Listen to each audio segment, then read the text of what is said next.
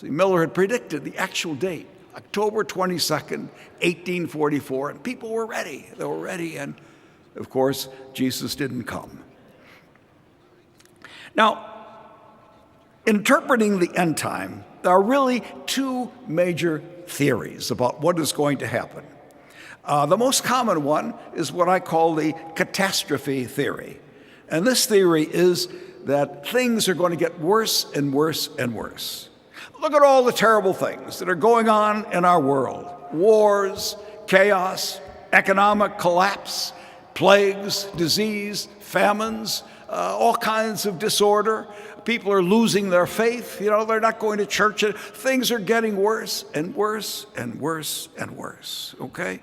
Till finally, there's going to be a time there's just a remnant of true believers left, and then Jesus will return triumphantly to clean up this mess, okay? The catastrophe theory, that's the majority theory. But there is a more hopeful and optimistic scenario of the end time. Remember, in the gospel, Jesus came to announce and preach the kingdom of God. And in one of his parables, he taught that the kingdom is like yeast that a woman took and mixed in with 3 measures of flour till all of it was leavened. Notice, over 2,000 years, the gospel has been a leaven. It's influenced human society, human conduct. Is the world better than it was 2,000 years ago? I think so. Notice, slavery is practically gone. The role of women has been greatly enhanced. There's a much greater sense of human dignity, human equality, human freedom, the demands of justice, all of that. As I say, it may not seem that way, but when you really stop to think about it and look at it, things are getting better and better.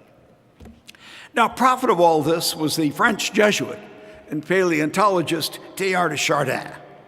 In his classic book, The Phenomenon of Man, he made the first effort to reconcile scientific evolution and Christianity. But he said, evolution is continuing, he said. And not so much the human body, but the human mind, okay? And that where there's a convergence going on. Human minds are connecting with each other. There's a convergence, and we're going to finally reach a final point, the omega point, which will turn out to be Christ himself. Now, supporting all of this is there's a modern scientific theory, the anthropic principle, and this does favor the idea of a creator.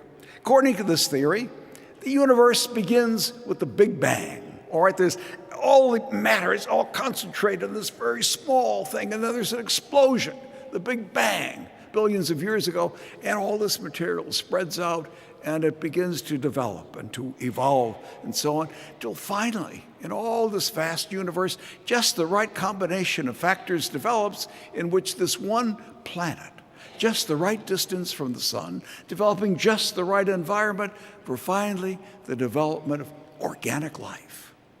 And this organic life evolves into various plants, animals, living creatures, till finally you come to human beings.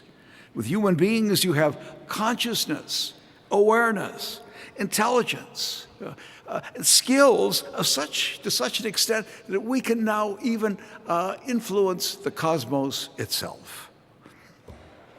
I was reading just recently a book written by Pope Benedict, but it was when he was a young theologian, shortly after Vatican II. It's called An Introduction to Christianity.